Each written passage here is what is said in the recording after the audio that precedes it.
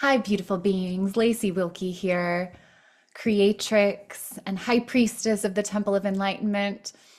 So I'm recording this to share with you guys on YouTube and also wherever else I feel called to share this. This is an energy healing workshop.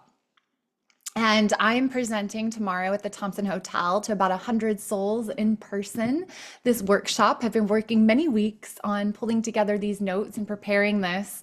A really beautiful hour and a half to 2 hour workshop, really diving into energy work, Reiki, and meditative practices to support in reducing stress, relaxation, increasing energy, and improving performance. And so that is what you are here witnessing and watching here today. And I decided to go ahead and do a run through and to practice the workshop and to record it so that way I could share it with you guys. So I pray and hope that you enjoy this workshop as it begins to unfold. So let me just go ahead and share my screen so you guys can see what we're working with. Share screen options. Here we go. So this is the workshop. Give me a moment as I bring my stuff over here. Okay.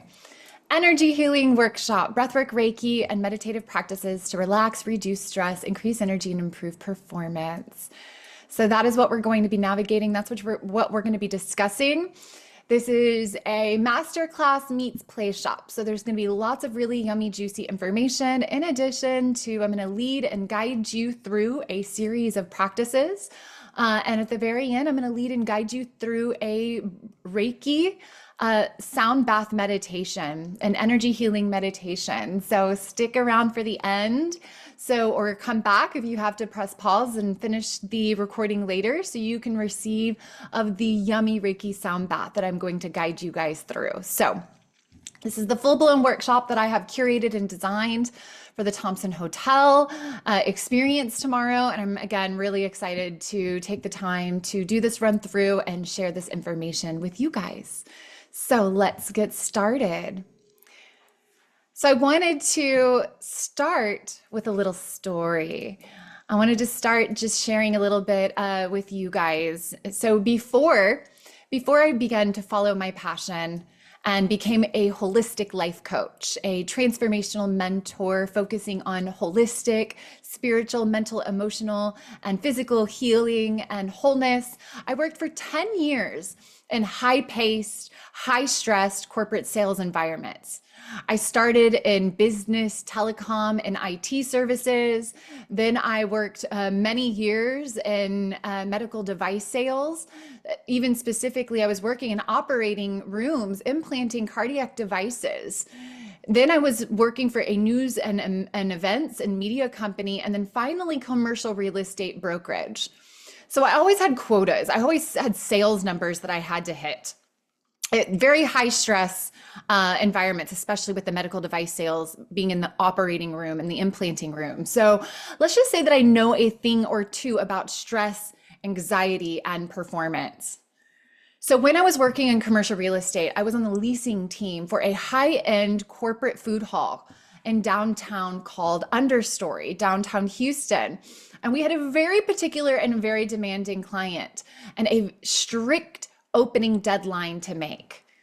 And I had been working on negotiations with local food retailers for years. These projects for commercial real estate take years to get off the ground.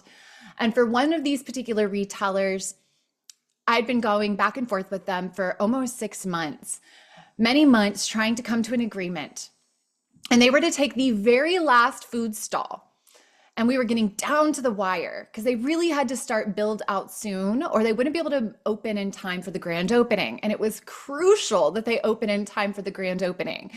The entire leasing of this office building was built upon, and it was in their contract that this food hall had to be open on time, all of the retailers. So one day I was on my way home from work and I got a call from the broker with the restaurateur that I was working with. And I got excited because we were expecting that signed lease contract, that deal to be done. So I answered the phone and I hear in a somber, more saddened voice, "Hey, Lacey, I have some really bad news. Due to some unexpected health concerns and issues, the restaurateur has decided to back out of the deal. My heart started beating so fast. I got heated and blood began to rush to my head. My mind began to race and I started to panic. What were we going to do? How are we going to find and negotiate a new deal with only weeks left? I began to feel hopeless. I got angry with myself for not having a backup. I felt panicked around having to relay this message to our developer. I couldn't think clearly. All I could do was worry. My emotions and my thoughts had started to spin out of control. And by the time I got home, I knew I couldn't call my boss in this state. I needed a moment. So I went outside and I put my bare feet on the ground and I began to breathe. With the sun on my face, I began to calm down. And as I calmed down, my mind got clearer. I began to accept the situation. And I could feel my perception shifting from doom to possibility. Who could I reach out to? What concepts had I not spoken to yet? And into my mind popped the name of a restaurateur that I had recently met. And I loved this concept. And I felt the intuitive guidance to reach out to them to see if it would be a good fit. And it turns out it was the perfect fit. He loved the idea, and so did our client. And guess what? We had a deal done in record time within a week. Contract was signed, crisis averted. So the reason I'm telling you this story is when we are in high stress situations, when we are in dysregulated states, we cannot think clearly. It is only when we are relaxed and in open states that we can access our problem solving and we can receive intuitive inspiration. Stress, anxiety, and poor energy management impacts over 75% of our population. And when we are stressed, when we are anxious, we simply cannot find solutions to our life's challenges. So this is but one of the many benefits of the practices that I am going to share with you here today and guide you through so that you can learn how to do these, so you can learn how to manage your anxiety, your stress, so that you can increase your performance in life. Does that sound good to you? Awesome. Let's get started. I'm going to reshare my screen with you so you can see these notes. We've got a lot of incredible notes to go through here today. I'm really excited to bring this information to you. Perhaps it's new. Perhaps some of this is new to you, and perhaps some of it is just a refresher. And my prayer is that you receive something here today, that there is something for you here today, whether it be an aha, a light bulb goes off, some clarity, or that you just receive practices that might be new to you that you can implement, that you can put in your toolbox and access daily, because these are some of the daily practices that I utilize. Or that you just leave here feeling relaxed, rejuvenated, renewed, and restored. So let's get started. So who am I? I am Lacee Wilkie. And as a transformational life coach and human potential activator, I provide high achieving individuals with a roadmap for holistic, spiritual, mental, emotional, and physical life mastery. My passion lies in empowering others to break free from fear and limitation, to create a deeply fulfilling and self-actualized life of greatness that you are destined for. And over the last 8 years, I've studied with over 40 teachers and mentors and learning how to create permanent transformation by utilizing the most effective evidence-based modalities. So we're actually going to get ourselves started with what I call a somatic energy presence practice, because Our energy gets scattered throughout the day, and it is crucial. It is so important for us to bring ourselves into full presence so that we can fully receive the benefits of the time that you are dedicating to being here during this workshop. So I invite you to go ahead and close down your eyes and bring your attention, your awareness to your internal landscape. And just notice what is there.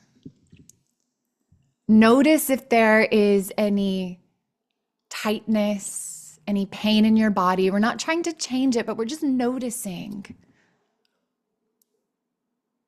Noticing your breath. Is there any stuckness in your breath? Are your inhales deep and expanded, or are they shallow? Noticing the quality of your breath.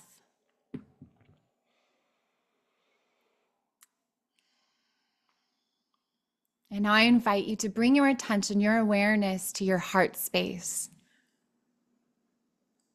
We're going to spend a few moments to breathe in and out of the heart, inviting the heart to open. Breathing into the heart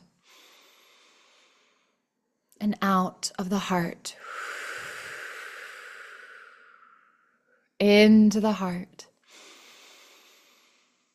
and out of the heart.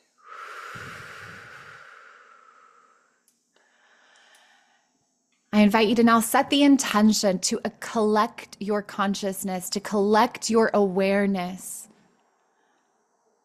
inviting your energy to return back to you now, drawing back your energy from any people you've talked to today, drawing back your energy from the past or the future, and bringing it into this now moment, the only moment that exists.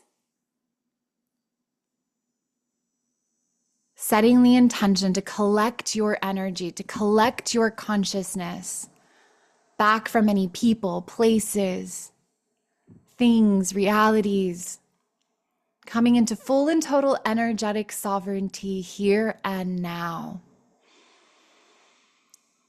Setting the intention to dissolve any negative cords of attachment that are not serving you. I invite you to now call upon your higher self, your soul self, the infinite, limitless part of you.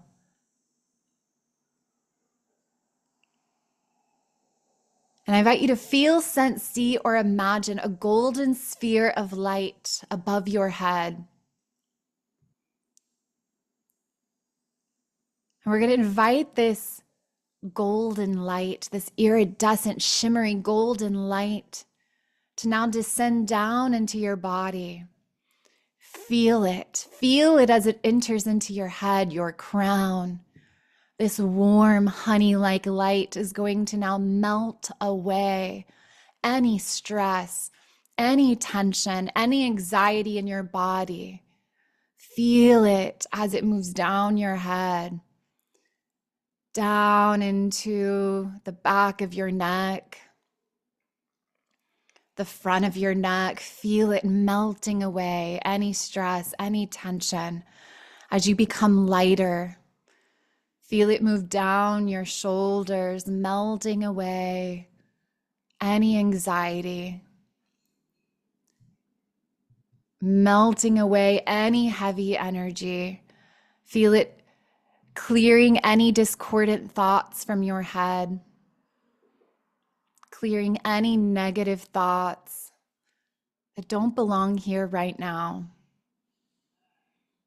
Feel it moving down again, your shoulders, the front of your back, the chest, moving down, melting away, cleansing, clearing, and aligning your energy field. Feel it move down into your belly, cleansing, clearing, and aligning your emotional body, clearing out any heavy, discordant emotions, Any fear, any worry, any stress, just melting away, this warm honey-like light. Feel it move down into your hips. Feel it move down your legs, the warmth as you become lighter. Moving down the legs, the thighs, the knees, the calves. Feel it moving down into your feet. Clearing, cleansing, and aligning your energy field on all levels. We're going to now set the intention to grow roots of light. Growing roots of light out your feet and out your root chakra, out the base of your spine. Feel, sense, see, imagine these golden roots of light as they now grow down, down, down through the earth's many layers. Down, down, down through the rock, the dirt, the crystal, the magma, down, down, down, even further, all the way until they reach the crystalline core, the heart of our planet. Intend to wrap your roots of light down into the center, the heart of the planet. And as you do, allow yourself to feel rooted, to feel supported, to feel held, to feel grounded, to feel safe, to feel even more present in your body. Setting the intention to further cleanse, clear, release, let go of any discordant energy from your field now.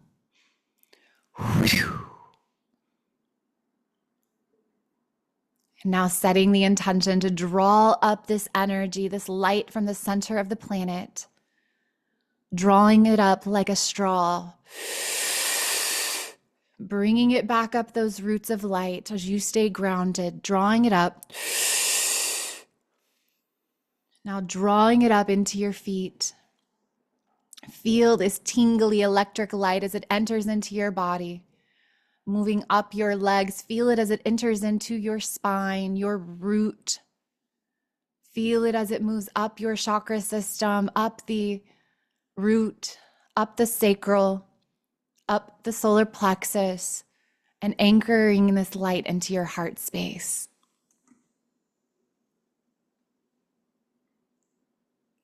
Allow yourself to experience full presence in your heart, full presence in this now moment, feeling lighter, more clear, more aware, more embodied. Take a big deep breath in. Make a sigh or tone on the way out. 2 more, just like that. Deep breath in. 1 more.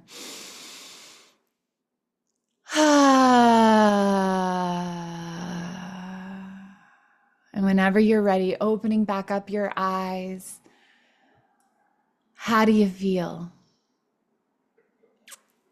More presence, more embodied. Good. All right. We're already starting the energy work. We're already starting clearing the aligning. We're going to just continue on. So stress and anxiety, my loves, impacts billions of people every day. The American Psychological Association reports that 75% of Americans experience the extremely detrimental symptoms of stress. And 37% of Americans, that's over 1 out of every 3 people, have a diagnosed mental health condition. Over 1 out of 3 Americans is diagnosed to be experiencing anxiety, stress, PTSD, and is probably experiencing some sort of therapy, talk therapy, and or medication. Typically, the therapy is in conjunction with the medication. So we have over 1 out of 3 Americans on some form of medication outside influence for depression, anxiety, PTSD to help them manage or control these symptoms. And nearly 60% of American adults have at least one chronic condition, one chronic disease, physical disease, and 40% have two or more. And it is estimated that nearly 2 million new cases of cancer, 2 million, will be diagnosed in the United States alone this year in 2014. That is wild. And so we know that disease and stress and anxiety, really it's stress and anxiety that causes disease. And it is the external factors of the world that we live in, the toxicity of our planet that creates this disease. And we know that it's the quality of air, food, water, exercise. But beyond that, stress is the highest contributor to disease. Let's talk about stress.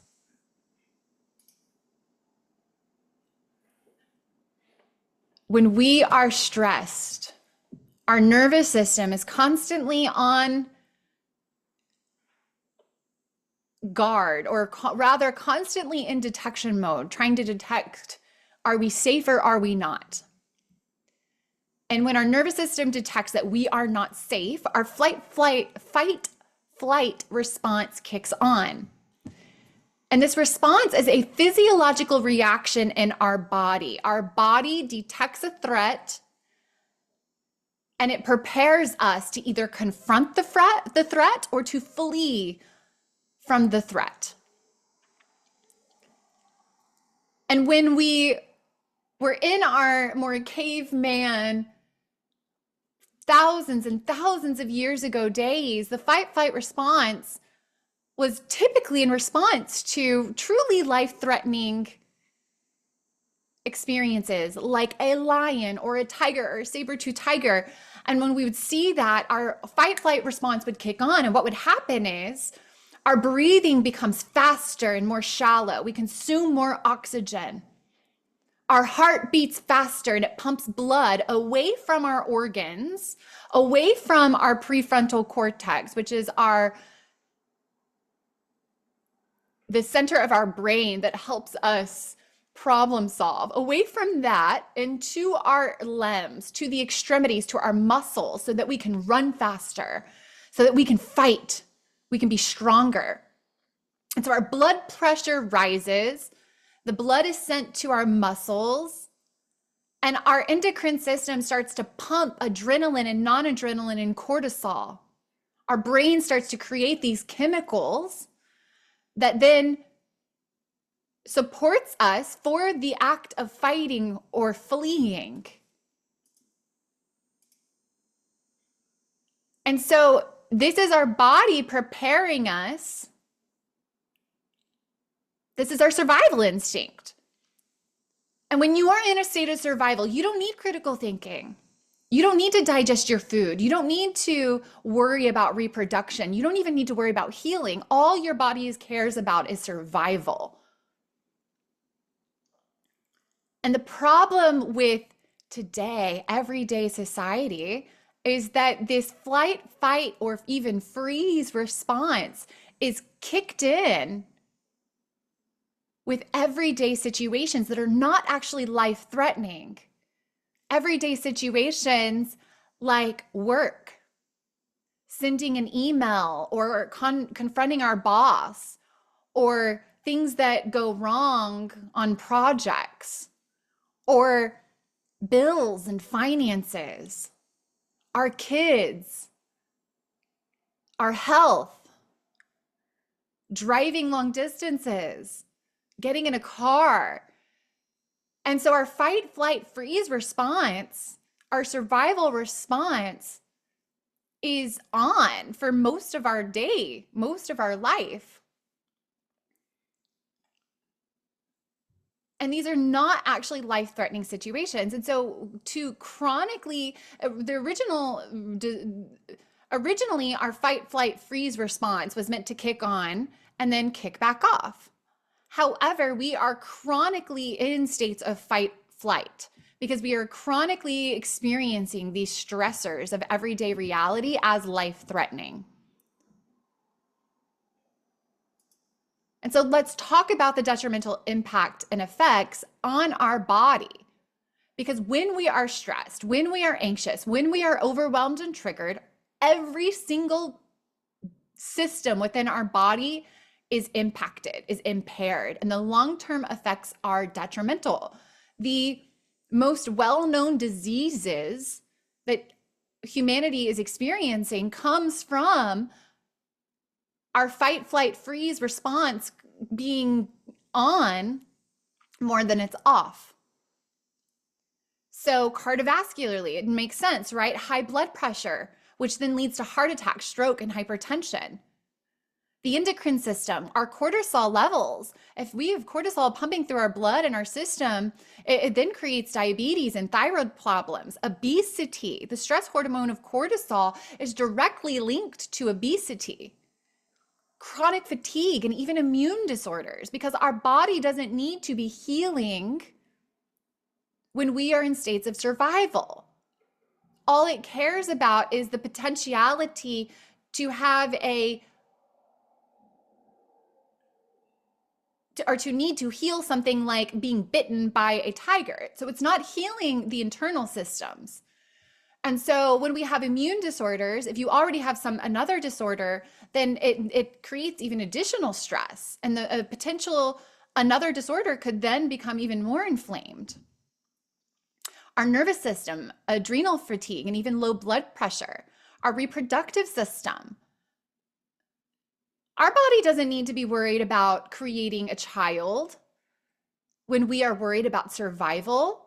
And so there's a direct correlation to fertility issues, high levels of stress.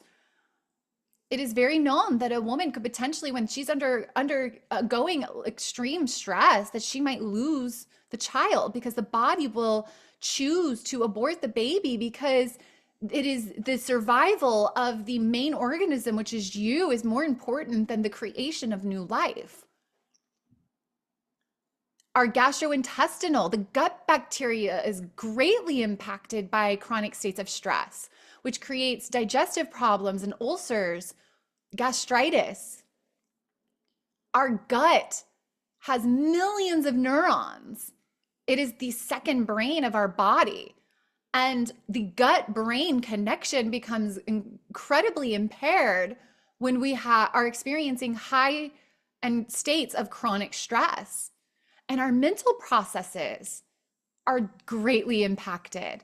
The synapses of our cells, the neural connections, our brain neurons aren't able to communicate properly.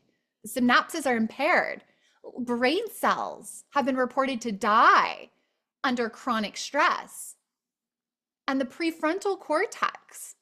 The prefrontal cortex is the part of you that is responsible for memory, learning, critical thinking, problem solving, reasoning, and even emotion regulation. That part, all the blood leaves that part of the brain and goes to the amygdala, which is the survival center.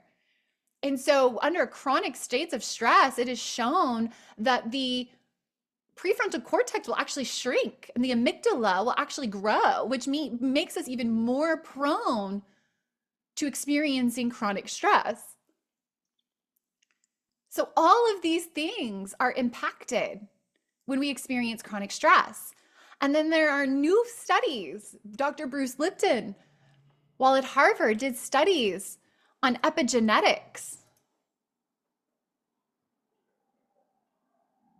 I'm sorry, Stanford did studies on epigenetics. And it has been determined that our environment controls the behavior of our cells, controls the behavior of our DNA. It has been proven that thoughts and emotions biochemically alter our genetic expression. So what happens is when we are under high states of stress, there are chemical signals known as epigenetic tags that then attach to the DNA. So the sequence of our DNA doesn't change, but what happens, it's these epigenetic tags are like a light switch that either say on or off. And these epigenetic tags tell the DNA to either activate or silence specific genes. So there are quite literally changes that happen to our genetic expression, not positive changes, because they're changes that make us more susceptible to experiencing stress. And what epigenetic studies have also shown us is that these genes can actually be passed down from parent to child for multiple generations.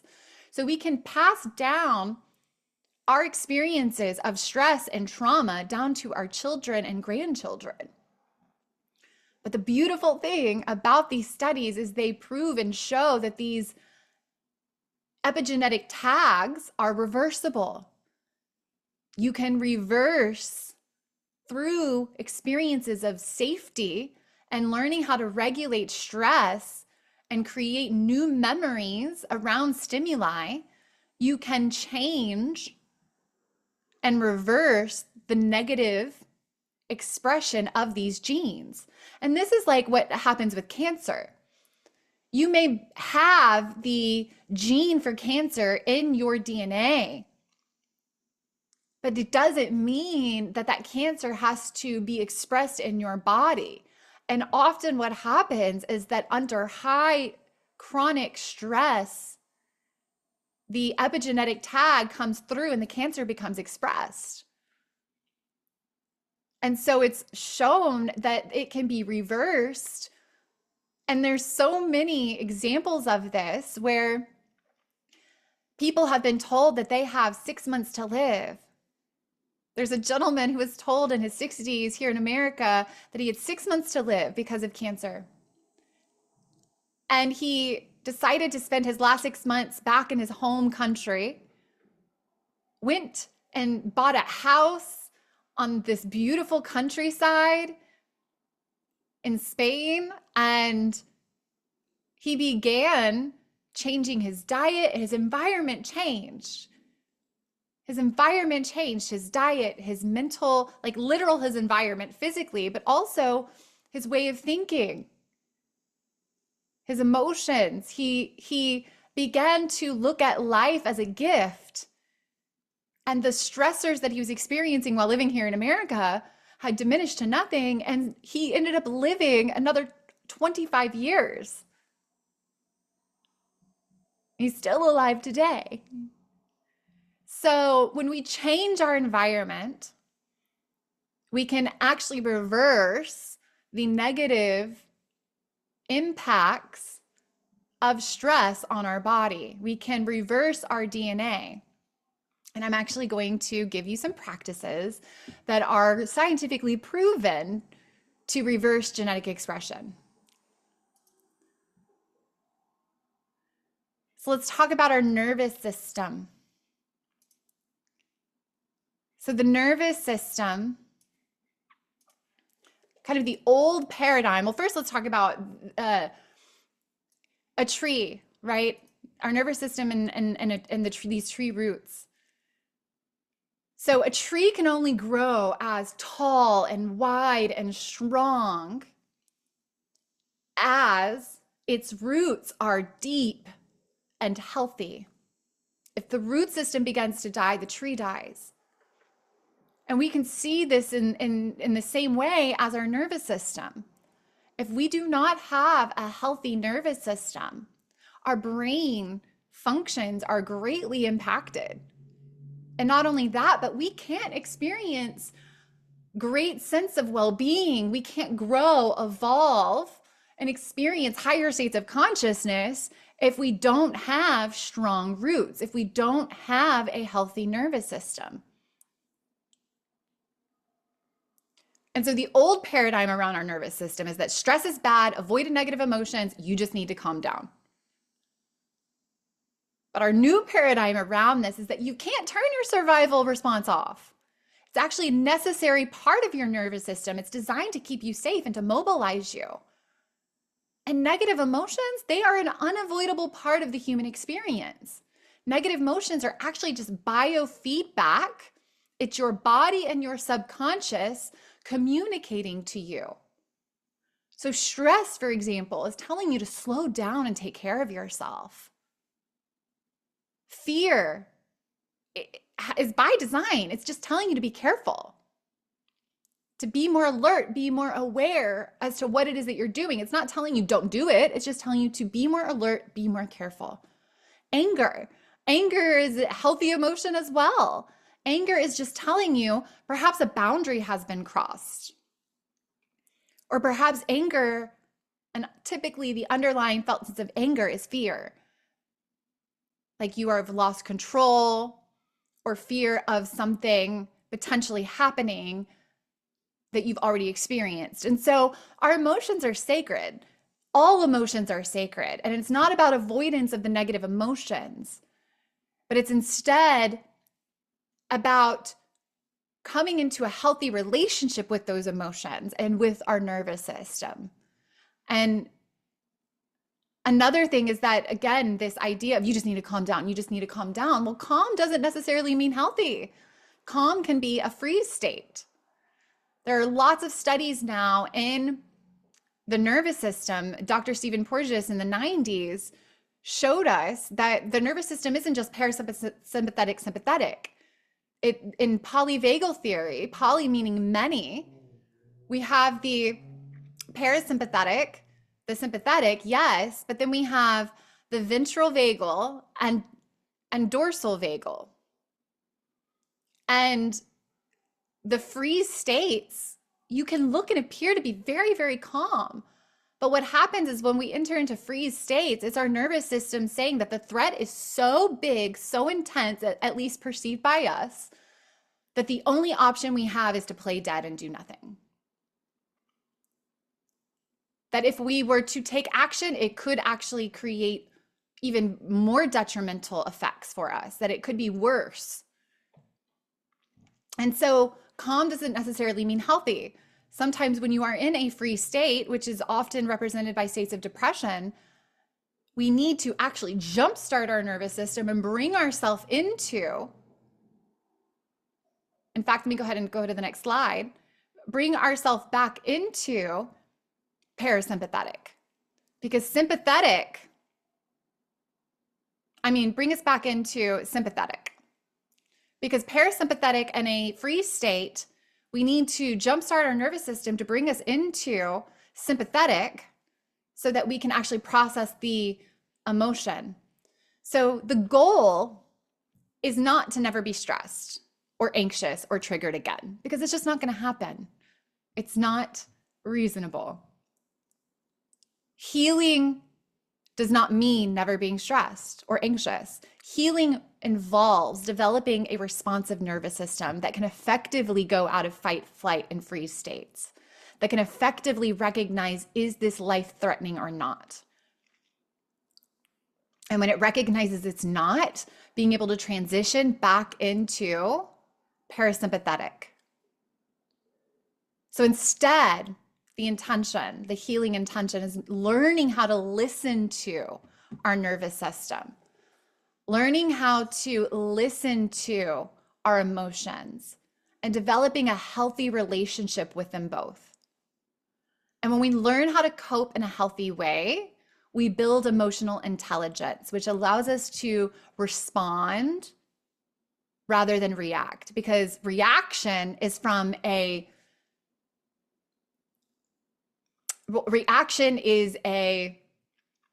unconscious. It's an unconscious reaction based on fear, where we're trying to survive and we can't think clearly about what's happening and what's really taking place. So when we're able to learn tools and techniques that help us calm down our nervous system, then we can think clearly, and then we can respond consciously, deliberately respond.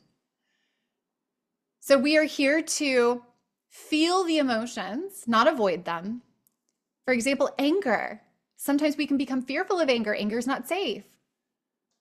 But instead of fearing the emotions and suppressing it and repressing it, which only creates more disease and discoherence in the body, We need to learn how to dispel that anger, to allow it to move through the body so that we can come back into parasympathetic, which is also known as ventral vagal, which is a relaxed, calm, sociable, connected state. So the intention here is nervous system resilience, to strengthen the nervous system by building its capacity. Because your nervous system kicks on when it feels like your kids are yelling and screaming and you just want to and you feel triggered and bothered. Or your nervous system kicks on when your bill comes in and you realize you may not have enough in your account this month. Your nervous system kicks on when all of these things, these external stimuli that it perceives as life-threatening, which are not, which creates this chronic experience of stress.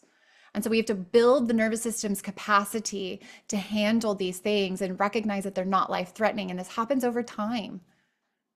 This happens over time. And it is crucial. It is crucial. It is crucial. It is crucial. Before we can even go through the reflection process of like, okay, I'm triggered. What does this trigger mean? When was the first time that I felt this trigger?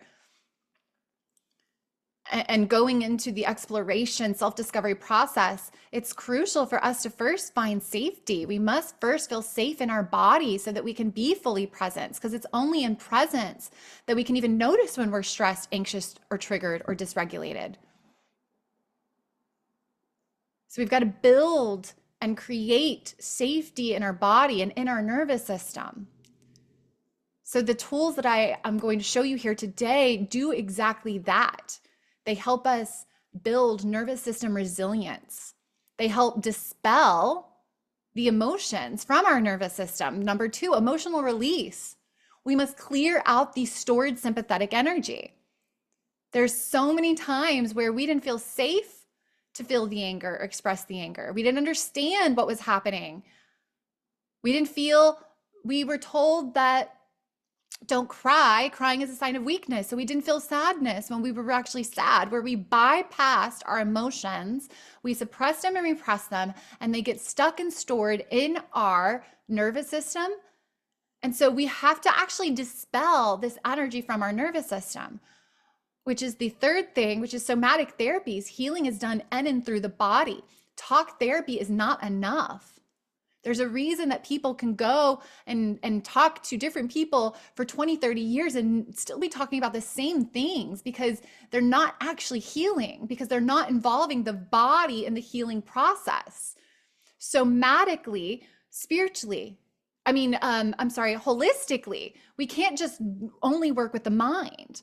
We have to work with the emotions and the physical, the mental, emotional, and physical. And so somatic therapies that also incorporate the body to dispel this energy through the nervous system are crucial to our healing journey.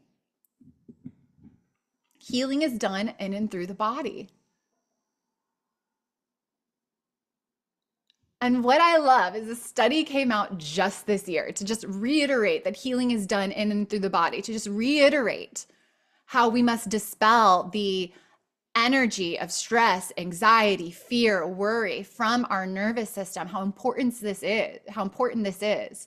A new study came out just this year that said dancing is the most effective exercise to reduce depression. Way more. You can see down here, the first arrow, SSRIs. SSRIs are the medications that people take to support them with depression.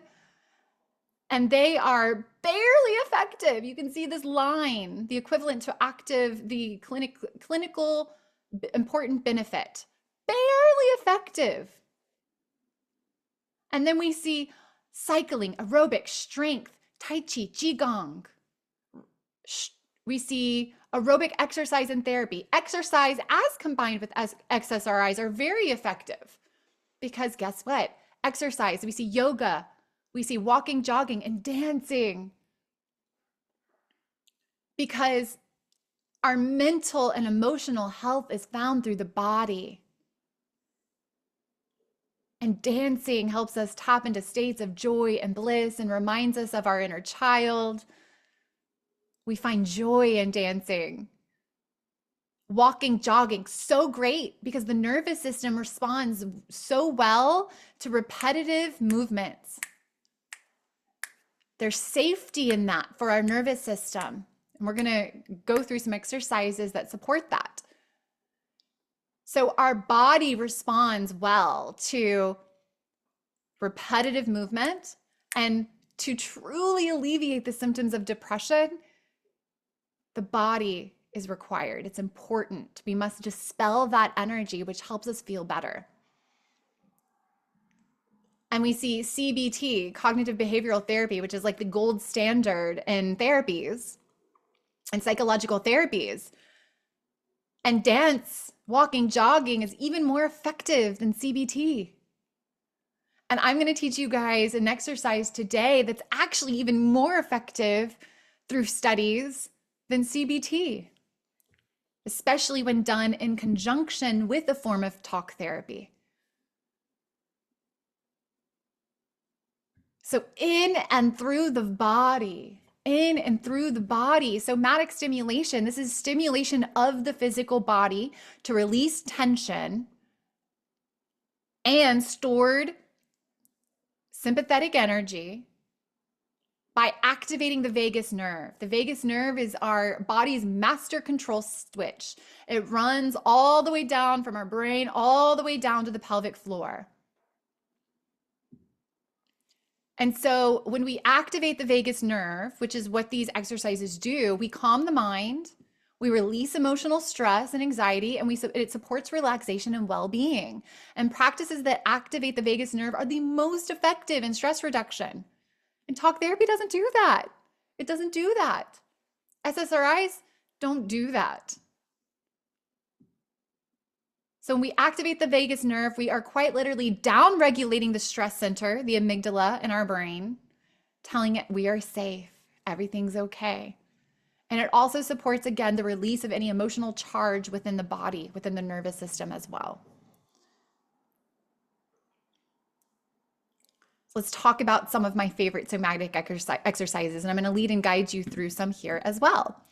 So first, again, we don't always have the access when we are triggered. When you are triggered and you're experiencing some heavy, difficult emotions, you're feeling stressed, you're feeling anxious, we don't always have the ability to like go have a dance session or to go hit the gym, to go walking for 30, 40 minutes or even 10 minutes. But what we do have available to us is our breath and our fingers. And I'm going to talk about tapping here in a moment. So we do have our breath.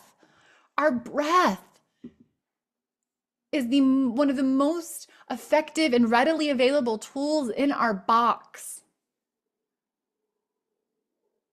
And so what truly supports the activation of the vagus nerve and relaxation is diaphragmatic breathing. This means deep belly breath. So many of us, in fact, very specifically, we heard earlier, when we are stressed, our breath shortens and quickens. And so when it shortens and quickens, and just us as women especially, we always are holding in our lower belly to appear skinnier and thinner. And we've just simply haven't been taught how to breathe properly as a society. And so deep, deep, deep belly breaths. I want you in these practices to focus on the expansion of the lower belly so that you can activate the vagus nerve with this more diaphragmatic breathing. Another key to supporting relaxation and relieving anxiety and stress is longer exhales. It's on the exhales that the vagus nerve is stimulated and activated. And then another key, an important piece, is humming and toning. If you recall, I asked you to make a sound on the way out earlier on those breaths because that helps activate the vagus nerve and supports feelings of well-being and relaxation, and also helps you move the vibrations, move any stored energy within your sympathetic nervous system. It signals to your body that you're safe. So let's do some breathing techniques together. so that you can really experience the felt sense of relaxation. And I'm going to show you some breathing techniques that support relaxing and some that support a more activating breath, because you don't always need to calm down. If you are in a state, I'm going to stop share here. If you are in a state of freeze and you are having a hard time getting motivated, you don't need to calm down. You actually need to energize your nervous system. So I'm going to show you some breathing techniques that also support with that as well. So first, let's start with some really yummy calming breaths. So the first breath we're going to do is called 4-2-6. There's different numbers that people use, but we're going to do a 4-2-6. That's what feels really good. So we're going to inhale on 4 breaths. We're going to hold for 2, and we're going to exhale on 6. So again, this is the extending of the exhales, which supports relaxation. So let's begin. So we're going to inhale for 4. So inhale for 1, 2, 3, 4, and hold for 2, 1. And now exhale for 1, 2, 3, 4, 5, 6. Now inhale for 1, 2, 3, 4, and hold for 1, 2. Exhale for 1, 2, 3, 4, 5, 6. And inhale for 1, 2, 3, 4. Hold for 1, 2. Exhale 1, 2, 3, 4, 5, 6. Inhale 1, 2, 3, 4. Hold 1, 2. Exhale 1, 2, 3, 4, 5, 6. Inhale 1, 2, 3, 4. Hold 1, 2. Exhale 2, 3, 4, 5, 6. Inhale 1, 2, 3, 4. Hold 1, 2. Exhale for 2, 3, 4, 5, 6. And bring your breath back to normal. Bring your breath back to normal. Do you sense or feel any shifting in your body with that short breathing exercise?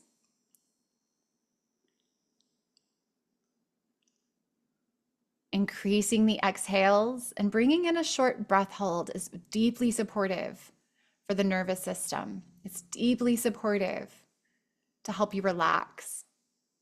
So I'm going to show you some more breaths and different breathing techniques. And my prayer is on the other side of this, you're going to have a whole new physiological experience going on in your body. So the next breathing technique that we're going to do is called Sitali breath. We're going to curl the tongue. So we're going to inhale through the tongue and then exhale through the nose. And so we're going to inhale.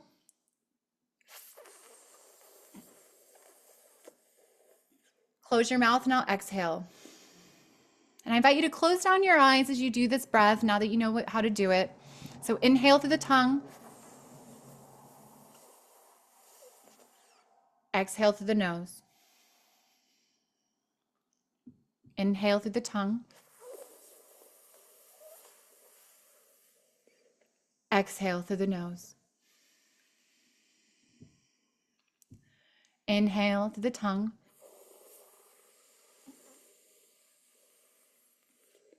And exhale through the nose. Inhale through the tongue. And exhale through the nose. And I want you to make sure that when you exhale, you're bringing that lower belly all the way in, activating that diaphragm, activating that vagus nerve. Just keep going with this breath, inhaling through the tongue and exhaling through the nose. And again, focusing on the expansion of that lower belly on the inhales, and focusing on the contraction of that lower belly on the exhales, breathing in through the tongue and out through the nose. Few more just like that.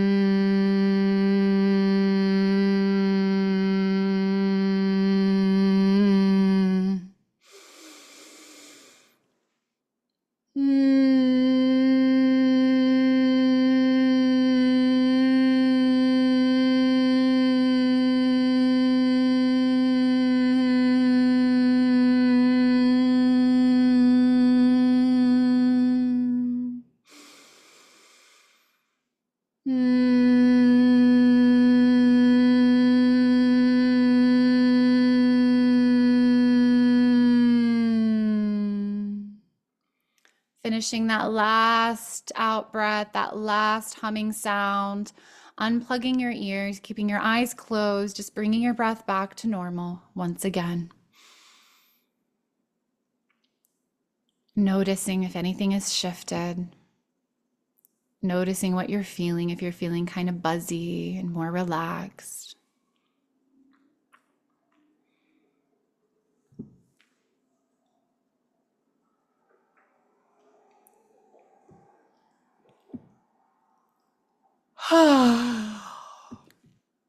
Yawning is great. It shows release of energy. All right, I'm going to show you guys 2 more breathing techniques. These are a little more energizing. This first one is also relaxing, energizing and relaxing simultaneously. So this is called lion's breath. So in the lion's breath, you're going to breathe in and out of your mouth with your tongue out like a lion. And this breath involves a belly pump. And so this is a very activating breath of the vagus nerve. So equal inhales and exhales in and out of the mouth for the lion's breath. So we're going to do this for at least a minute. Ready, begin. Closing down your eyes and just allowing yourself to feel and focus on the breath.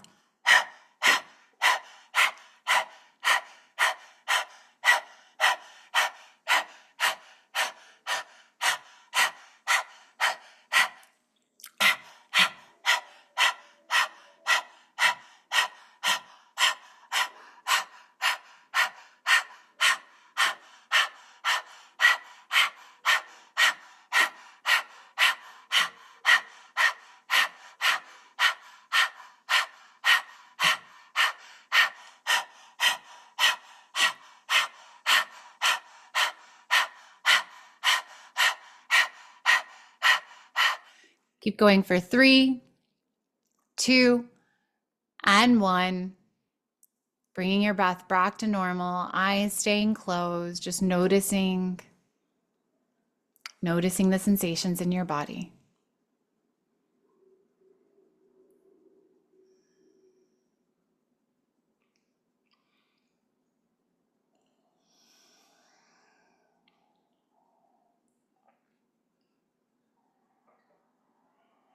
And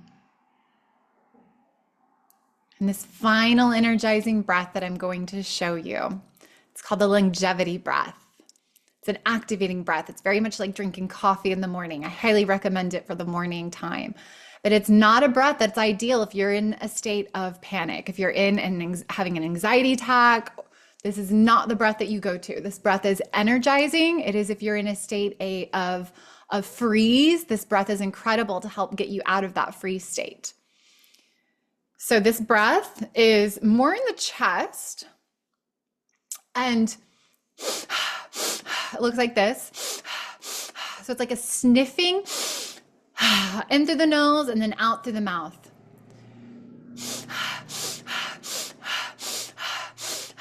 So let's go ahead and do it together. We're going to do it for a minute. Ready? Begin.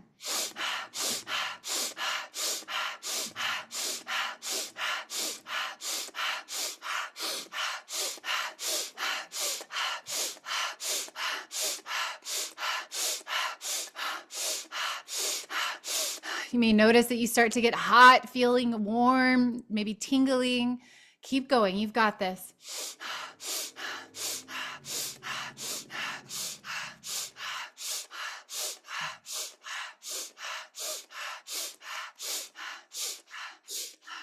You've got this. Keep on going. Keep on going.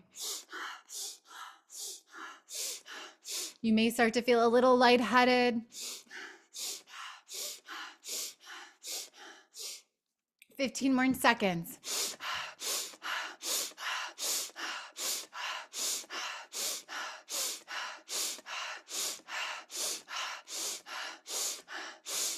5, 4, 3, 2, and 1. Bringing your breath back to normal.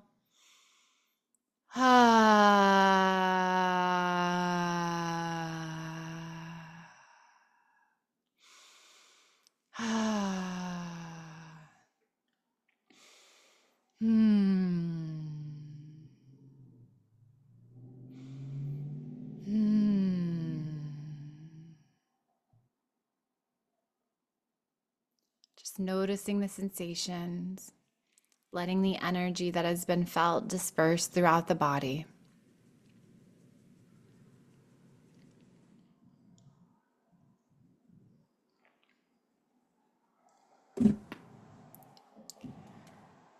That energy really gets the energy moving, helps you move any stuck energy, and helps you really, again, come from a more free state into a more active, energized state to help create movement in your body. So that is all the breathing techniques that we are going to do here today. Add those to your arsenal, add those to your play box, your toolbox. I'm going to share screen once again. And we're going to come into, and I'm going to talk about tapping now. Body tapping. Tapping on your body helps generate electric signals. Woo, tongue-tied. Helps generate electric signals. And these signals are carried through the body's meridians. It helps clear stuck energy, and it helps relaxes the nervous system and creates a felt sense of safety. So this is another tool that you have available with you always, because you always have your hands and you always have your body wherever you are. So we're going to show you the different tapping points. When we tap on these different points, we're tapping on different energy meridians. And I'm going to show you those energy meridians later when we talk about energy work. But you're going to be tapping on these energy points, these energy meridians. And so we're going to do this together. We're just going to tap as we go, because tapping is where the magic is. And so you're going to tap as I talk. So we're going to start on the karate chop. So just tap along with me, tapping on the side of your hand. So when we tap on the karate chop point, it really is helping balance all of your energy systems. It's helping you balance your central nervous system. And you can do it on either side of the hand. It doesn't matter, but I personally prefer using my right hand to tap on the left, because your right hand is the giving and your left is the receiving. So tapping on this side of your hand, just tap along with me. So the beauty of tapping has a few different techniques. So tapping itself, let me pull up some of my notes to just talk along with you while we're tapping. Keep on tapping. So tapping was originally developed in 1981, and it was called thought field therapy. And thought field therapy was a therapy where you would talk about what you were going through, the emotional distress you were experiencing, and the therapist would guide you through a very specific series of tapping points on your body to help, again, creating electrical signals. And tapping also activates indirectly the vagus nerve. The body really loves repetition, and it helps us feel safe. That's why we rock babies to sleep, or bouncing. You'll see people that are experience neurodivergent and perhaps on their spectrum, they will have different stimming techniques that create safety in their nervous system, because they're helping move energy through their body. So we're now going to tap here in the center of the eyes. And so we're going to tap in kind of a question mark, and then we're going to come back up to the head. So we're going to tap in the center of the eyes, and you'll actually feel you'll feel the softness. You'll feel where the electrical signals, where it kind of, it feels good in that area. Tapping is such an incredible practice to help us alleviate stress, reduce anxiety, create it, and honestly, it just feels good when you're done, and I'll show you'll notice. So tapping right here in between the eyebrow, on the eyebrow, where the eyebrow begins, on the inner brow, it helps release stress, fear, and anxiety.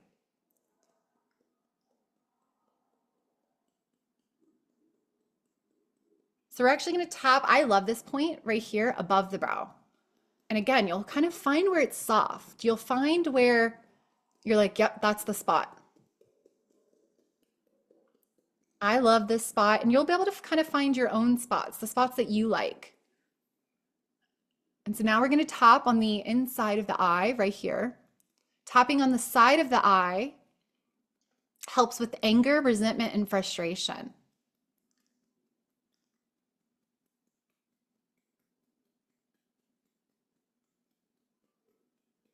I'm going to move my hair because we're going to move down to the body. So we're going to tap under the eye now.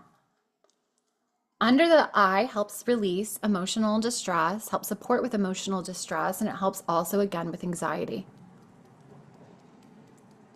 And again, you'll kind of find that right there on the brow bone where it feels really good.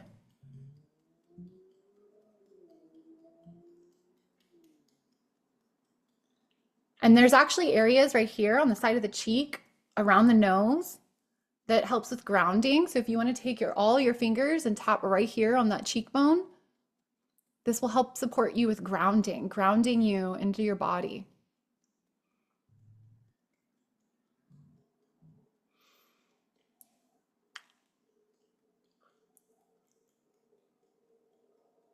So we're going to tap right here under the nose, which is great for shame and powerlessness. So why I love tapping so much is tapping has actually been proven.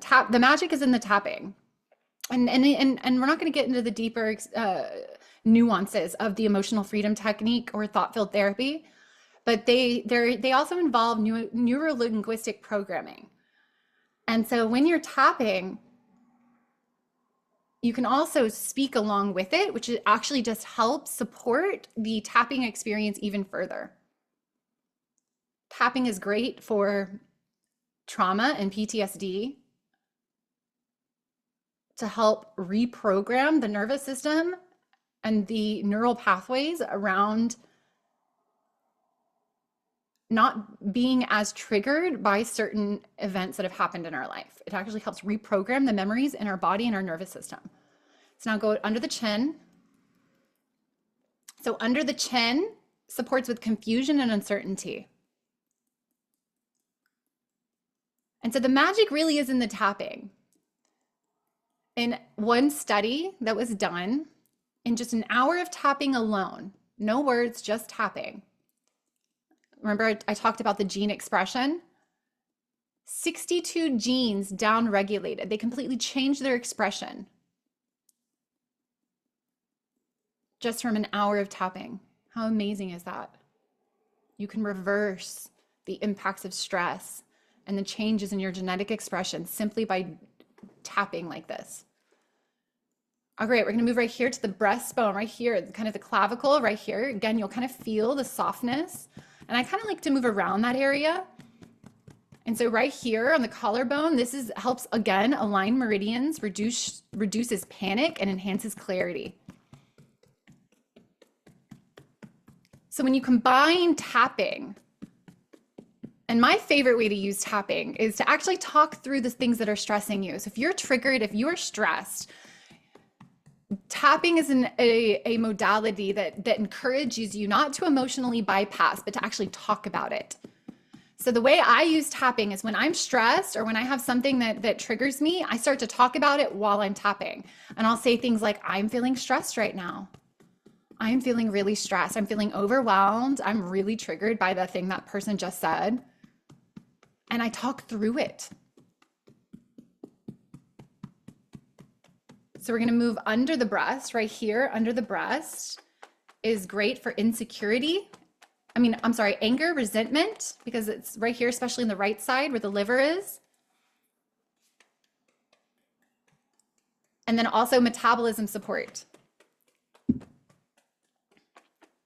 Under the arm, right here, supports with insecurity. It enhances self-acceptance.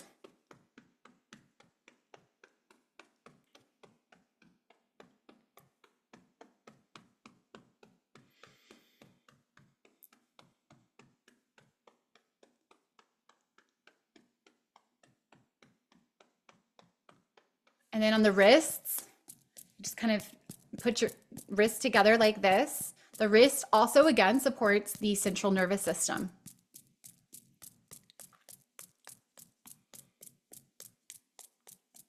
This is an easy one to do, so you're not tapping all over your head if you're in public. The side of the hand and the karate chop and on your wrists is a great one. And perhaps you're already kind of telling which ones feel a little more tense, which ones feel a little better, which ones you like more than the others. Kind of intuitively, your body knows which ones you need more of. And then we're going to do it at the head. So the point is really in the center of the head. And I love the head. The head is one of my favorites. And this again supports, there's so many connections to our meridians in our heads. So you can kind of move around your head. And if you want, getting the back of the head and even the neck a little bit.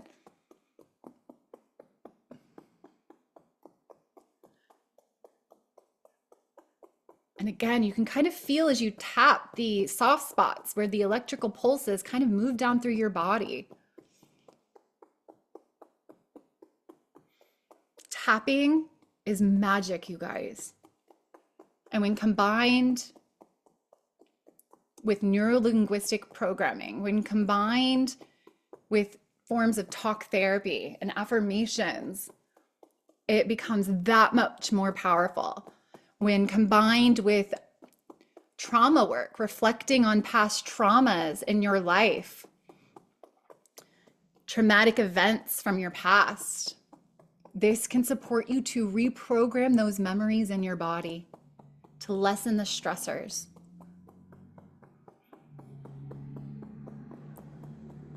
But today I just want to show you how easy, because the magic really is in the tapping itself. So I invite you to go ahead and stop tapping now, and you can just close down your eyes, taking a deep breath, and just notice what you feel. Do you feel good? Do you feel more relaxed? Do you feel kind of buzzy?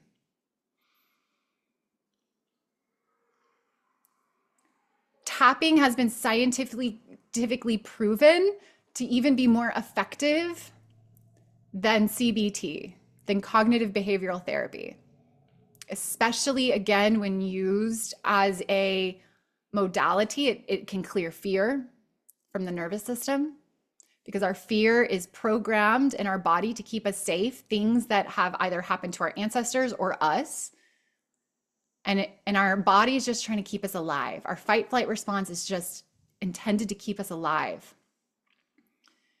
And so it's just constantly detecting threat. So if you can lessen your fight flight freeze response, if you can lessen the impact of fear on your body, you can literally reprogram your subconscious with these techniques. So we're going to move on now to some energy, talk about energy. We're going to talk a little bit about energy. So Nikola Tesla, incredible mind, said, if you want to find the secrets of the universe, think in terms of energy, frequency, and vibration. Energy, frequency, and vibration. Everything is energy. Our thoughts are energy, electrical signals that get sent out into the universe. Our emotions are energy. They're magnetic and they draw things to us. Everything is energy. Quantum physics has proven that at the smallest subatomic level, physical matter is not physical at all. The building blocks of physical reality is electric, magnetic energy. What we perceive as physical matter is just a holographic illusion of energy, light, and sound, slowed down to a vibrational frequency that it becomes visible to the human eye. Max Planck, who is known as the father of quantum physics and won a Nobel Prize, said, as a man who has devoted his entire life to the most clear-headed science, to the study of matter, as I can tell you, to the study of matter, I can tell you as a result of my research about atoms this much. There's no matter as such. What we think is matter originates and exists only by virtue of a force that holds everything together. We must assume behind this force is the existence of a conscious and intelligent mind. This mind is the matrix of all matter. So this is our electromagnetic spectrum. Physical energy is perceivable by our physical senses. And our physical senses are only capable of registering a fraction of the immeasurable electromagnetic spectrum. Visible light accounts for 0.0035% of the electromagnetic spectrum. meaning we are blind to over 99% of reality that exists. Subtle energy or etheric energy is outside of the range of our physical senses, but it can be perceived intuitively through our inner senses that are known as our clairs, claircognizance, clairsentience, clear feeling, clear hearing, clear knowing. Your energy body is in constant communication with the energy of the planet, with the collective energy field, with the field of those that you interact with, thoughts, emotions. All of this is energy floating around the collective field.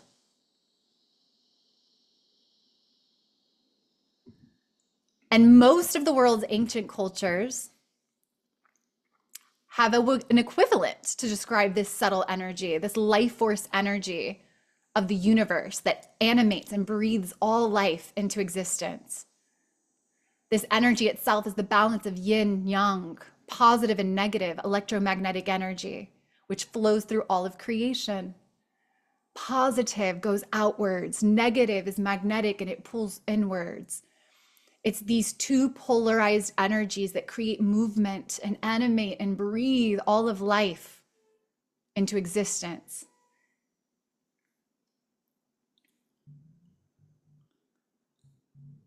In ancient Indian traditions, this universal, this subtle energy, this universal life-giving energy is known as the breath of life, or prana. And it is foundational in Hindu, Ayurvedic, Hatha, Kundalini, and Tantra yoga traditions. Prana flows through these energy channels, which are very similar to the nervous system, and they're called nadis. And there are documented or said to be anywhere up to 72,000 nadis that flow throughout our body. And these nadis flow, again, kind of like the nervous system, and they intersect at the wheel, the central channel known as the Sushumna, at the chakra wheels.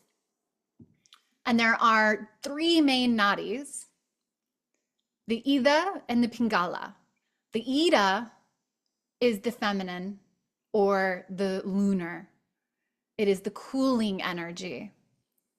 And the Pingala is the fiery, the masculine energy.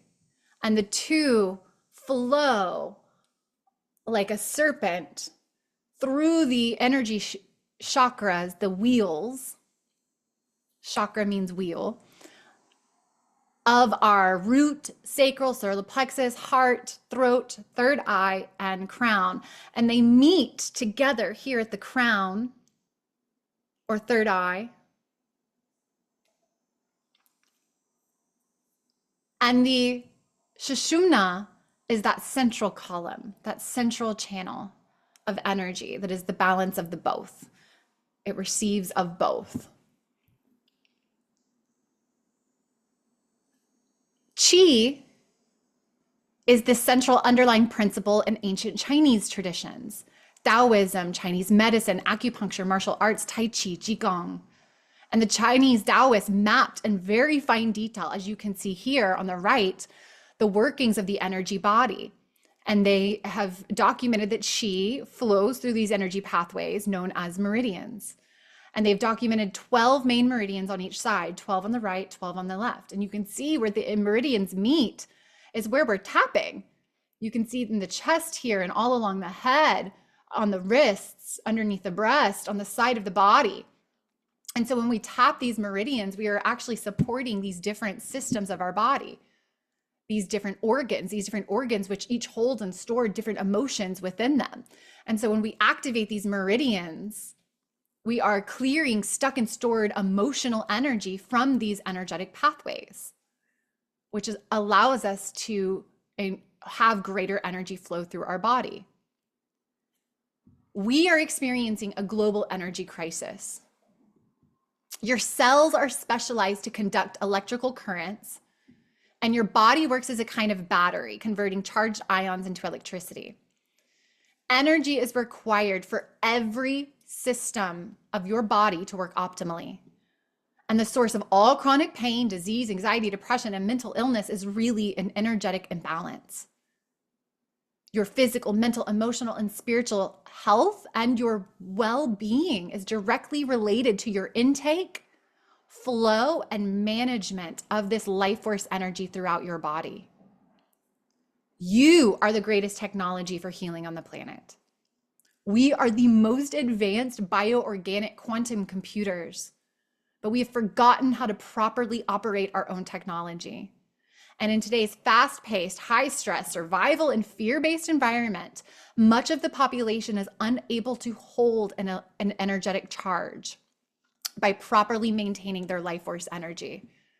And so one of the keys for optimal health and wellness is to build this energy body with daily practices that helps increase our voltage, our daily voltage of energy. And the increase of energy is the increase in consciousness. So if you want to truly become masterful of your energy, it's really important to become masterful of each of these stages, really honoring and addressing each of these key components of energetic mastery. For one, diverse sources. Organic foods that are not GMO processed, or processed foods that are healthy, alive, full of light. Water, the quality of your water. Drinking water that is alive, spring waters, or alkaline waters, not the dead, chlorine-filled water from our city. Sun. Light is a crucial part. We are made of light, and our health has a direct relationship to light. And so connecting to the sun through energy practices, but also physically connecting to the sun daily if possible. Grounding. The earth has these beautiful, yummy, grounding negative ions that are incredibly supportive, and it helps us connect to the Schumann resonance of the earth. We have all these electric devices around us that create fields of discoherence that keep us from truly connecting to the Schumann resonance of the earth. And it is proven that if an astronaut did not have the Schumann resonance pumping through the space shuttle, they would get sick. We have a direct connection to the heartbeat of the earth, and it is crucial that we connect to her directly, feet on the ground. Sound, frequency, the quality of our breath, dancing, movement, all of these things are sources of energy for us. And we need to consistently be intaking these energy sources. It's not that you just breathe once and you're done, you have enough breath for the whole day. We breathe all day, being mindful of your breath, drinking water all throughout the day. We don't just drink water on Monday and we're good for the week. Consistent energy intake of these diverse sources. Sometimes we think we're hungry and we're not, we just need water. Sometimes we might feel drained and exhausted and we just need to go put our feet on the ground outside. And so the more you become in tune with your energy and and more aware, you can tune into what it is that you're actually needing. If you're sitting a lot at the computer and your mind starts to get cloudy and you're not really able to pay attention as much, you can access and say, or you can not access, but yes, access. You can tune in and access your intuitive nature and say, okay, what do I need right now? And perhaps it's movement. Most of the time our energy becomes stagnant and we just need to move. Maybe you need to just jump up and down, do some star jumps, create some spiral movements, because all of reality is spiraling, and create some spiraling in your body. Giving yourself what you need and through the form of what I call micro alignments throughout your day, doing check-ins and asking yourself, what do I need? Increasing your energy flow, which happens oftentimes through movement. We can build that electrical charge when we move our body. Exercise, walking, breathing techniques help us increase our energy flow. Chakra meditations help us open our energy centers. And then management and hygiene. We're going to get into that more because I find that that's one of the most important things that we could do. It's foundational for everything else that we do in a lot of ways. So energetic management and energy hygiene. And then alchemy, energy alchemy. We have stored, stuck energy in our body and we need to alchemize it. Alchemizing the pain into purpose, the shadow into the light. So healing really does, and becoming more and being able to carry a higher electrical charge, it involves going into the depths of our subconscious, our psyche, and finding the places and spaces where we're carrying immense amounts of pain, fear, and alchemizing those experiences so that we can hold and carry and embody more light into the wisdom of our into the gold and the wisdom of that experience is crucial. And then regeneration, getting enough sleep, quality sleep, enough sleep. As we sleep at night, our DNA rebundles, our healing takes place. During our dream state, we process the emotions and the thoughts of the day. So it is crucial that we get good quality sleep. So these are all important things. And you can look at here and say, okay, what am I missing? What could I improve upon? And I want to talk to you guys about management and hygiene because again, to me, it is foundational. And I'll talk a little bit about why. So energy management. So the collective psychic field is messy, y'all. It is messy. It is full of clutter. It is full of discordant energy, negative thoughts, emotions, harmful frequencies. And so I consider energy management crucial. So outside energy drainers, if you are noticing that you are getting drained, energy is everything. We know when we walk into a space, if it feels good, if it feels uplifting and nourishing, we're like, ooh, it feels good in here. And we know if we walk into a space that maybe just had an argument or a fight, or there's just something yucky happen in that space, it feels bad. We'll notice, like we'll walk into a room and be like, oh, what happened in here? Because we can feel it, we know it, we can feel other people's emotions, we can tune into other people's thoughts. And so the different ways in which our energy get leaks and drained is one, through cords of attachment. Cords of attachment are holes in our energy field where we are giving our energy away. And you can be attached to people, you can be attached to things, addictions, things that you think you need, cigarettes. You could be attached to people and they could be draining your energy unknowingly most of the time. Fragmentation, our energy gets scattered. Our energy, when we travel, when we go to bed at night, we're astral traveling all over the place. And then we come back into our body in the morning, we need to collect that energy. When we move throughout our day, all the places that we go and the people we talk to, we tend to leave these snail trails of energy where our consciousness it becomes scattered and fragmented. Oftentimes, our ego is in constant states of thinking about the past, worrying about the past so it can predict the future. So our consciousness is constantly being projected in the past and future, and not in the now, which creates these feelings of disassociation where we're not fully present in our body. And so these are ways in which we become and we leak energy and we feel scattered throughout our day. Energy clutter, you can see this image here.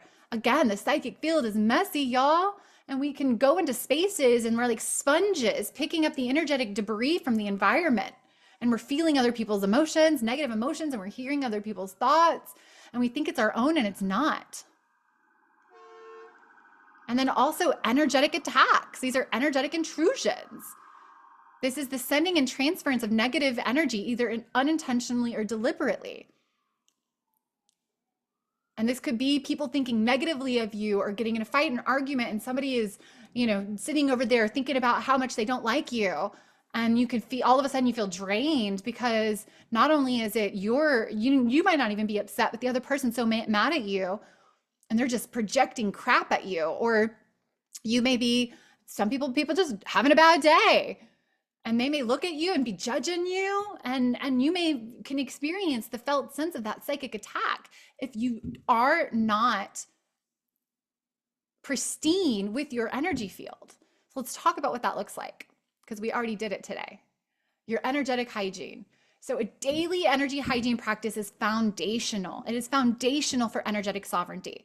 And to me, energetic sovereignty means I'm going to think my thoughts, I'm going to feel my emotions. I can feel in the outside of my field if there's discordant energy or things being projected at me, but I don't have to feel it. I don't have to engage with it if I don't want to. You get the choice. So this is energetic mastery, becoming masterful of your own energy and of your own energy field so that you can be in full and total energetic sovereignty. So energy hygiene helps mitigate the outside influence and interference, and it helps allow you to become a clear channel of communication so that you can feel safe and grounded in your body. Because remember, safety is key. Safety is so crucially important. So what does energy hygiene look like? I've got 5 steps here, and we already did most of these already. Gather your energy, bring your awareness from all over the place, right? Your snail trails, or, bringing your energy from the past, the future, your energy from astral states. Gather your energy back from all people, places, things, realities. Bring it back into the now. Bring it into your heart. Ground and aligning your chakras. You can see this picture here, right? Our chakras open, close, when, in the moment you can get triggered and your heart will close down. And they get moved off to the side. And so we want to open our energy centers. We want to align our energy. We want to build that central column. This central column, you can see it here. We have this toroidal field of energy moving around us. And we want to build this central column. And I say the central column is the grounding all the way down into the center of the planet and all the way up to the sun, to God, to source, to the light of source of God. And so building that central column is what helps us become the rainbow bridges of light, where we are able to send and receive energy freely through our central column, our energy channel, up to heaven and to the earth. And we truly become the rainbow bridges, the light workers that we are. So grounding, visualizing yourself grounding roots of light down into the center of the planet so that you can access the yummy electrical negative ions. And because Mother Earth is a master alchemizer, she takes and transmutes all of that negative, gunky energy from your field and turns it into positive, usable energy. So grounding, and clearing your field, setting the intention to cleanse, clear, purify your mental body, your emotional body, your physical body. Again, clearing and releasing those energies, dissolving any and all cords of attachment that are not serving between you and other people, or you and items, things. You can do that through visualization techniques.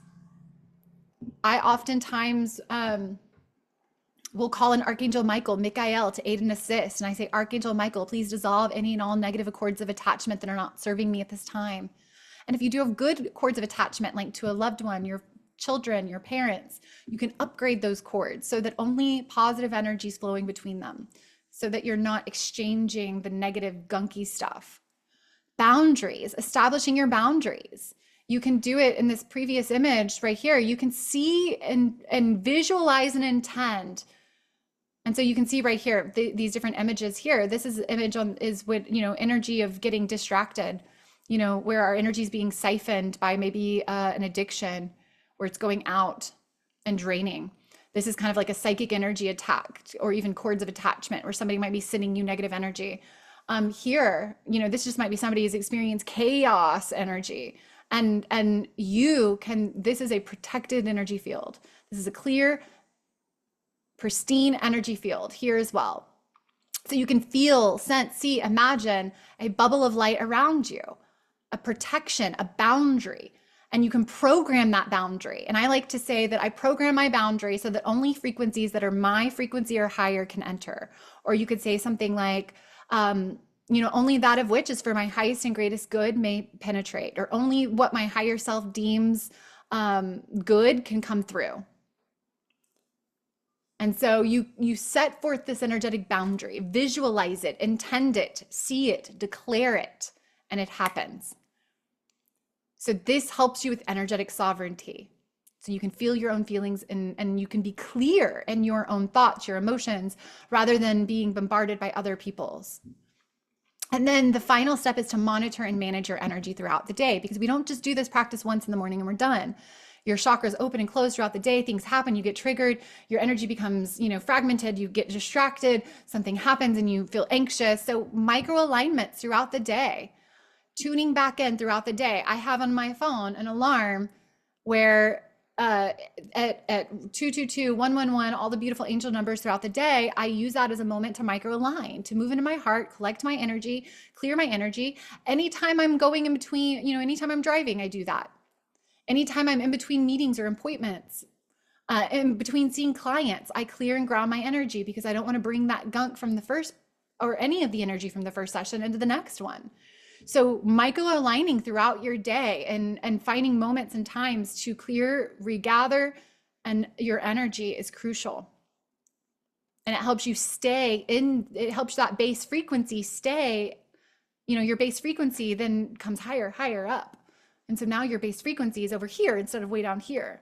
Because your energy hygiene, when you have really great energy hygiene, that base frequency, as low as you could go, comes higher.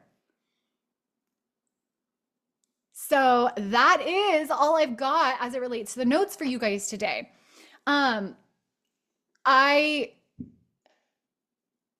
We already did the energy hygiene. That was the very first thing that we did. But again, these are the steps. And I do want to say, if you guys have loved this, I invite you to subscribe for this channel, Temple of Enlightenment, my YouTube channel. You can go follow me over on Facebook or Instagram at Lacee_or_Wilkie. And you can scan this code right here, scan that from your phone, and you can, and that will take you over to all the stuff that I've got. I've got free meditations. I've got a free art of manifestation, which is really just the art of divine co-creation, masterclass. There's just lots of yummy goodies, free meditations and energy clearing. So if you want a morning meditation that supports you to do just this, prepare your energy field to take on the day every day, I have awesome on SoundCloud and awesome meditation. So go ahead and scan that, and it'll take you to my social media. It'll take you to all of the things that I'm holding. So it'll take you over to my link tree. So I want you guys to experience a really yummy energy healing before we go. So we're going to prepare our body to open up to receive the energy of what we're going to experience here. So to prepare the body, we're actually going to do a little bit of movement. So again, movement, crucial, so important. So you can stand if you want to stand. I'm going to sit because I want you to be able to see me. So we're going to start. I'm actually going to put on some music because music makes everything better. It just helps out. So I'm going to put on some yummy music.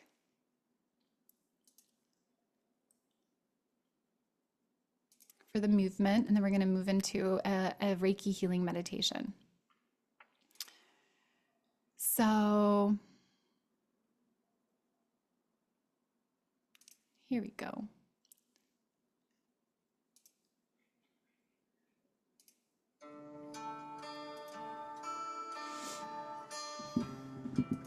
We're going to do some Kundalini breath and movement to open up and clear our energy channels and really prepare us to receive.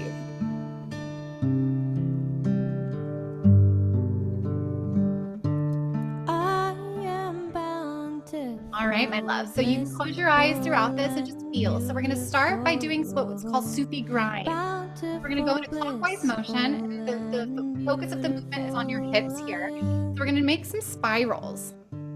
Going counterclockwise, closing your eyes and just grinding in a spiraling direction. And as you breathe in, move inwards, breathe in, and breathe out as you go out. Breathe in, forward, out, back. And just connecting breath and movement. Just opening the lower chakras. Bountiful, blissful, and beautiful I am bountiful, blissful, and beautiful. Bountiful, blissful, and beautiful I am. I am bountiful, blissful, and beautiful I am. Go ahead and spiral the next direction, clockwise.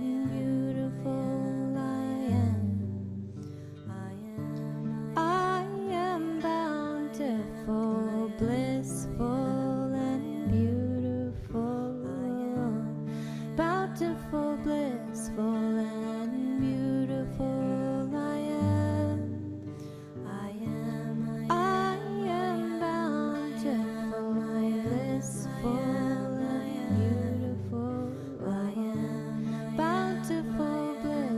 out and move into some cat-cows, breathing in as you move forward and out as you go back. Again, loosening the spine, opening up that central column, allowing greater flow of energy through your body.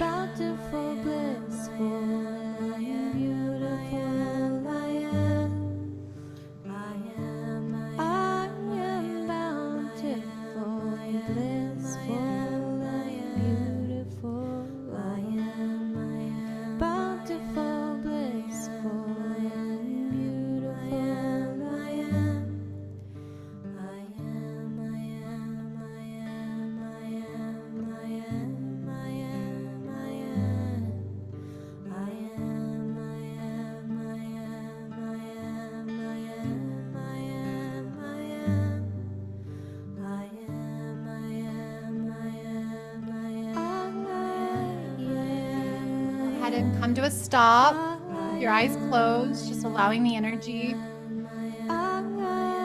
been generated to disperse evenly through the body.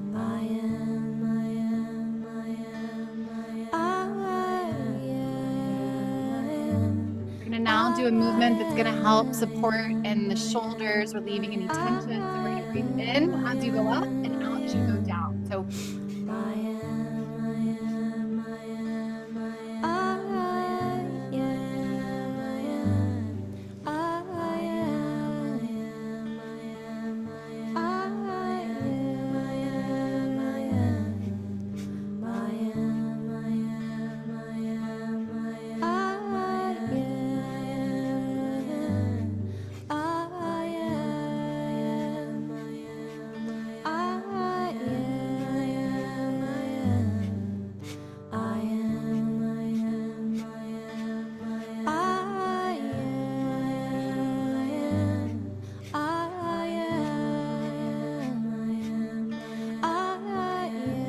to a stop, just letting that energy move and percolate.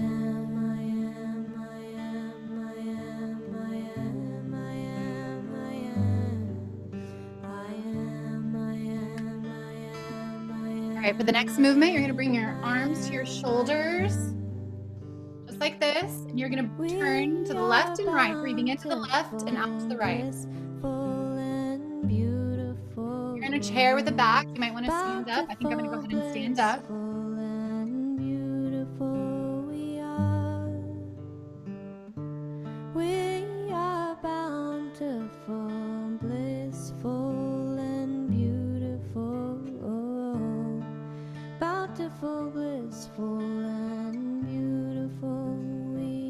Keeping your hips squared and straight as you do this. The focus is a stretch in the upper back, upper chakras, opening the heart.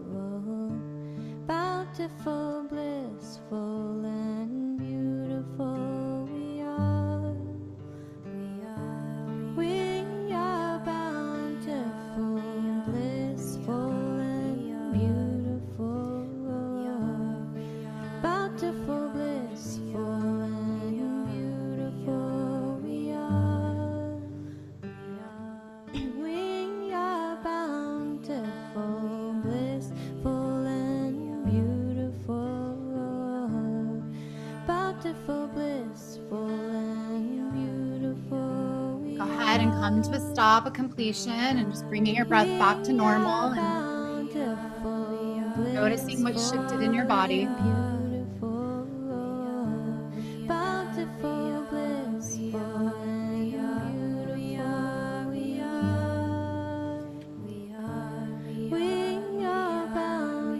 Really open the upper chakras, opening up the crown, the third eye.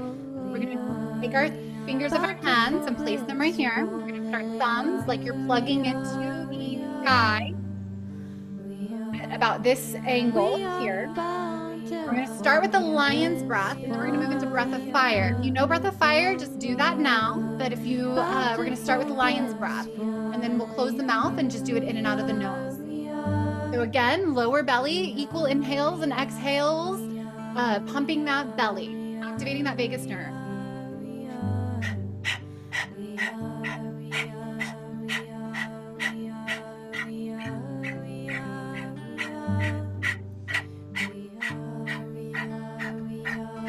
closing the mouth now and doing that same movement of the belly in and out of the nose.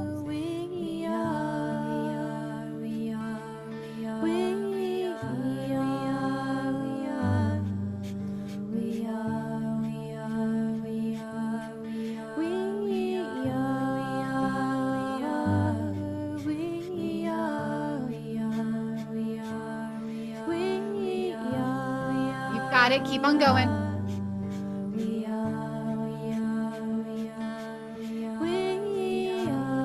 Breath is also called ego eradicator. It helps cleanse and clear the mind. There's a connection to prana, breath, and the mind.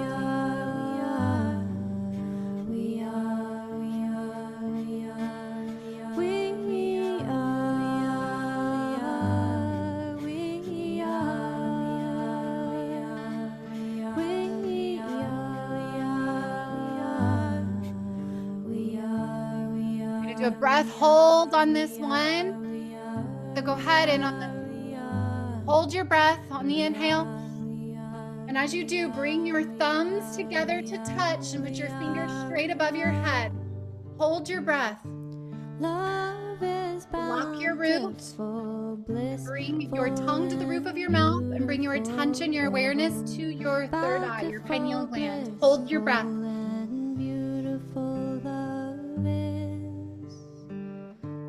Love is bountiful, blissful, and beautiful. Bountiful, blissful, and beautiful love is. And now on the exhale, you're going to sweep your hands to the side. So go ahead and exhale in 3, 2, and 1. Exhale. Slowly sweeping your hands to your side, feeling that subtle energy, clearing your field even greater. Bringing your hands now. Bringing your hands in an upward position in your lap.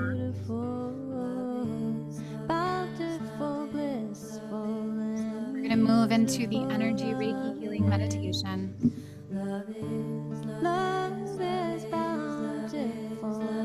Invite you.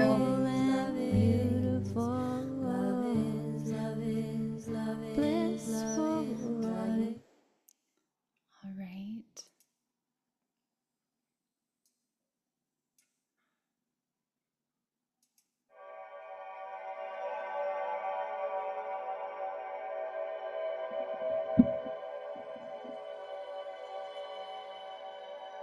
Invite you to go ahead and close down your eyes. Bringing your attention to your internal landscape if you haven't already done so.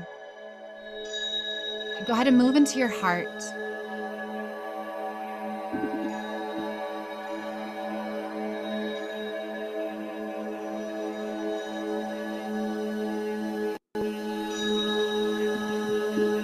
Moving in your heart, breathing in and out of your heart space.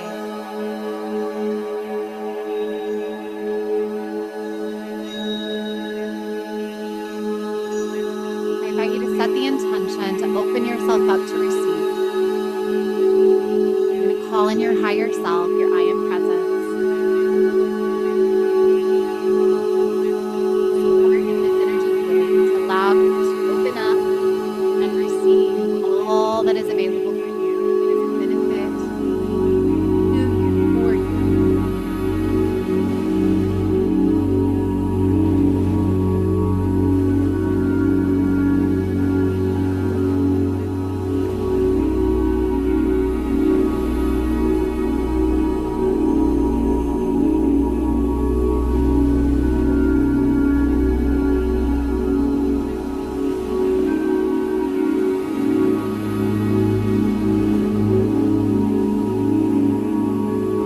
Focus on your breath, focusing on opening up to receive.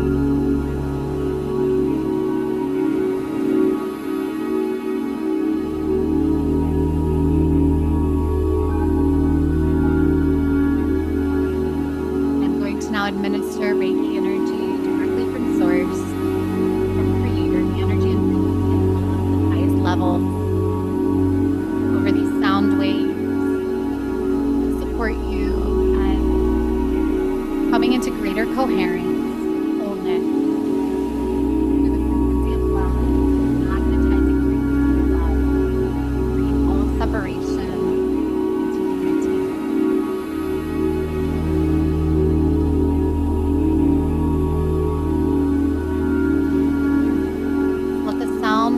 wash over you.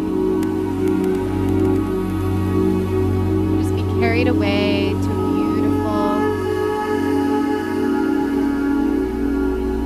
beautiful, relaxed state.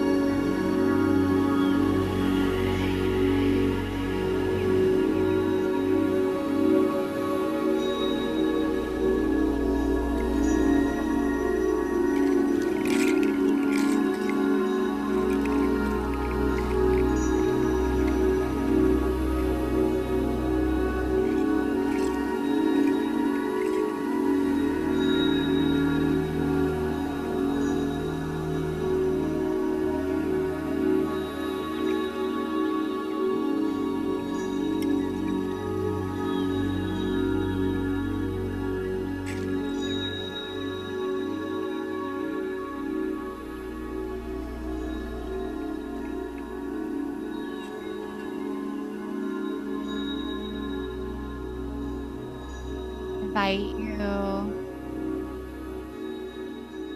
call back all of your energy, all of your power, all of your light, all of your consciousness back into your body, back into this now moment, fully back, fully grounded in the here and the now,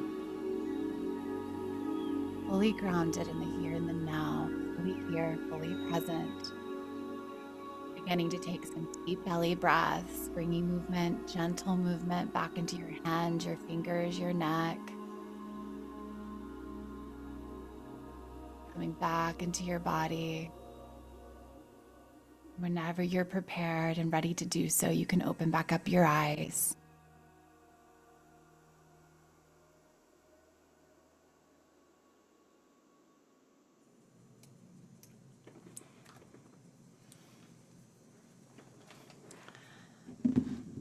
How was that? How do you feel? Do you feel more relaxed, rejuvenated, renewed, restored? How was the workshop? How was the play shop? Thank you all for bearing witness to my first one through. Definitely not as smooth as I would like it to be in some parts, but that's the beauty, and that's why I get to do this. I get to do a run through, a walk through, and I get to really feel into how I can make it better. And there were so many yummy, juicy parts as well. So I would love to hear from you. What was your favorite part? What was your biggest takeaway? What was your biggest aha? How do you feel? Share with us in the chat.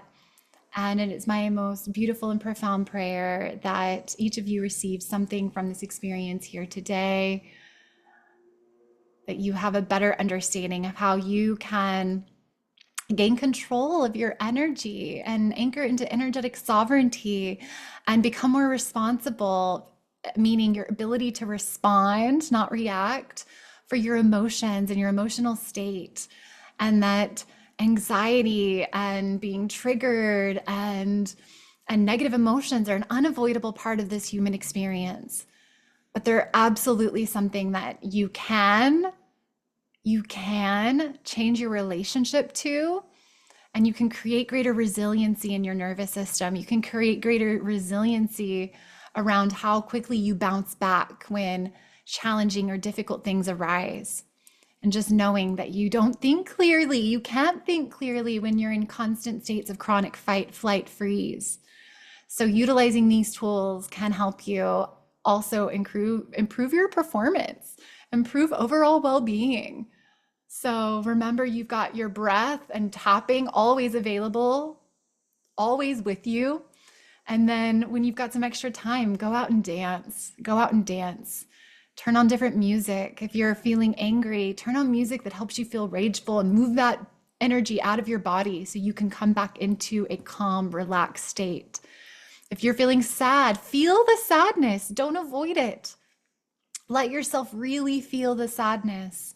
Put on sad music that helps you move as you dance in your sadness. And again, you'll feel better. Crying is beautiful. Don't be afraid of your tears. Don't be afraid of your emotions. It's one of the beautiful parts of us getting to be human on this planet, is that we get to experience emotion. So enjoy the full emotional spectrum. Do not demonize the lower frequency emotions, but celebrate them as biofeedback, as part of this holy human experience. So I pray that this is helpful, and thank you all for watching, witnessing, being here, and sending you so much love on your day and journey ahead.